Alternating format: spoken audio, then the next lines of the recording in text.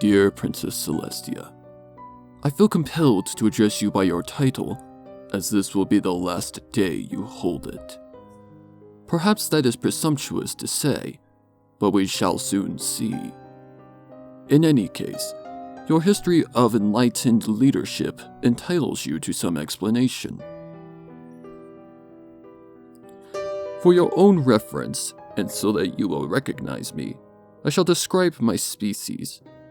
Imagine a sort of great ape, bald in most places, with a protruding brain case and upright posture. Skin colors range from dark brown to light yellow. These descriptors are merely for the sake of identification, for altogether, it is the most wretched example of a species that dared call itself enlightened. They swarm across my world of origin in their multitudes, every day making 1,000 rationalizations for the repulsive behavior.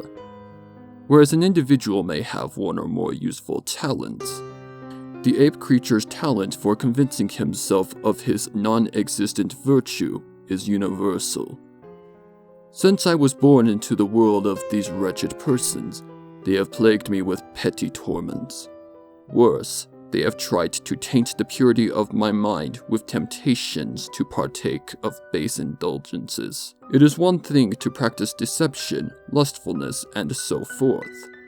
It is another to expect such of others, to encourage it, to shame them for instead choosing purity of the mind and body. Suffice to say, I was still young when I realized there was no place for me in this world.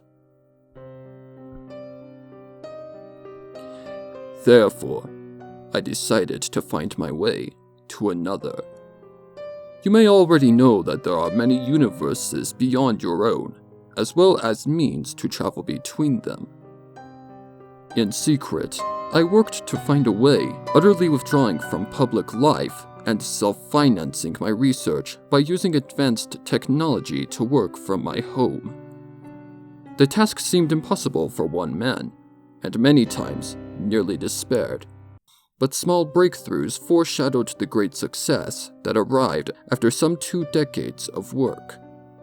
At last, I could tear through space itself and step through whole new universes. I hope you will pardon me if I keep the method a secret. I spent the ensuing year traveling from world to world, searching.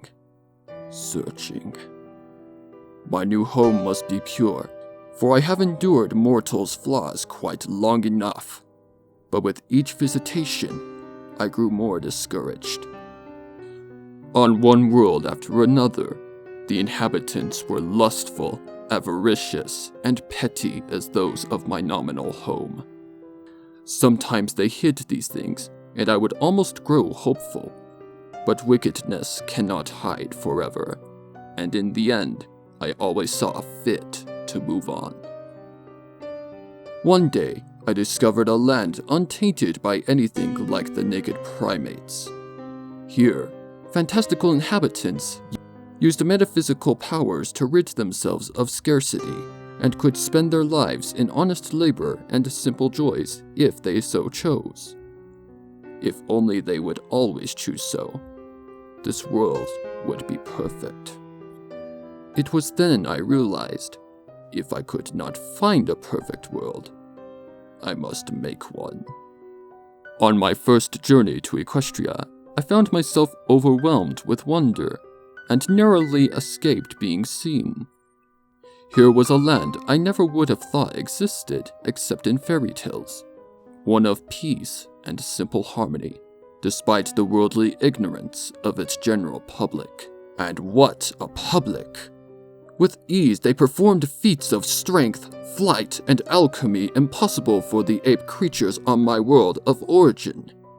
Properly harnessed, these abilities could be used to build my perfect world. The great irony of the whole affair is my reliance upon a few of the less savory members of equestrian society. Since I could learn little about Equestria while remaining hidden, I required assistance. Though far less common here than in other worlds, there are still outlaws beyond the fringes of civilization who will spy, carry contraband, and commit crimes in exchange for weapons or tools from outside this world.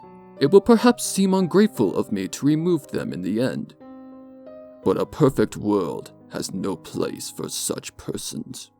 By now, there is no danger in revealing my base of operations, the Everfree Forest.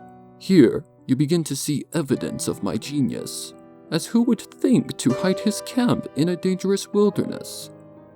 My only difficulties came from Princess Twilight and her council opening the ruins there to historical research, as the most dangerous thing native to the Everfree is not any creature or pitfall or shade of the past. I speak of the mirror pool. My original world's law of conservation of mass states that matter can neither be created nor destroyed.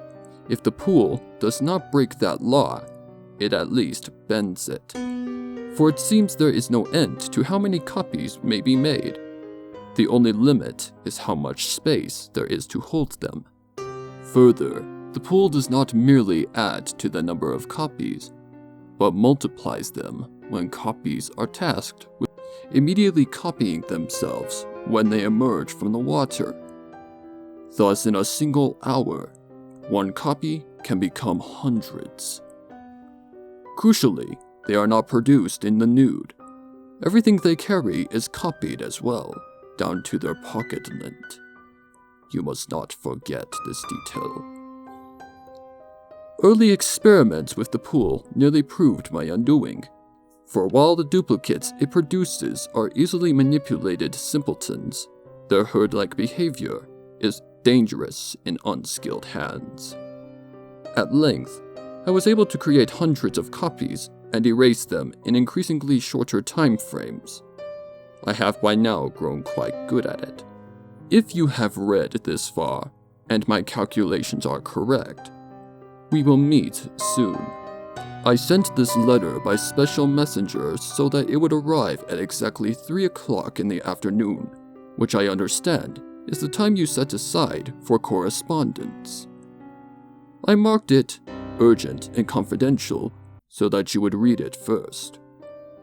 Now, if you please, look out your throne room's south window. You will see a swarming mass, clothed in black and white, pouring from the Everfree through Ponyville, and over the countryside toward Canterlot. My army. I assume, given how long you have had to practice, that you are a fast reader. Depending on your exact speed, the approaching horde may now be closer or farther away, but if you can see them, the question is academic. Princess Twilight will try to stop them, of course. I have accounted for this, and plan to capture her first by surprise. Prince Shining Armor could cast a shield wall over Canterlot were he there, but he is not. It was foolish to keep him on as guard captain when he has so little time for it. You and your sister will try to stop me, of course, but mighty though you are only 2, and you face an infinite legion. I urge you to surrender and prevent needless loss of life, as the engineers of my original world have created long-range infantry weapons that you and your guards have never faced, and you will not have time to develop a counter to them before my army is upon you.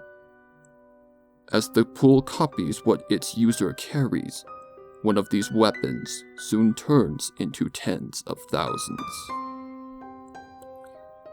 By now, you have seen my plan's weakness. Each stage of it up to this letter's arrival must succeed, or else the whole thing will fail. Thus I have planned this day for months, accounting for every conceivable factor that could go wrong. But a mortal cannot prevent odd interventions by fate. Perhaps the courier will fall ill, and his replacement will be incompetent and deliver this letter too soon. Perhaps Princess Twilight is more powerful than I thought. Perhaps you will spontaneously choose this day to arrive to Ponyville incognito and be near enough to neutralize the source of my army. Perhaps you are now glancing sidelong at me through iron bars, smiling a little as you read this letter aloud to me, dangling my failure before my face. If this has happened, and if you are as merciful as they say, I ask that you destroy me, rather than send me back to the world I left. For I was not born a would-be conqueror, but was made one by the pretenders to civilization. Sincerely, Anonymous. Support me on Patreon and Ko-fi. Links in the description. Thanks for listening and be sure to subscribe. Good night, every pony.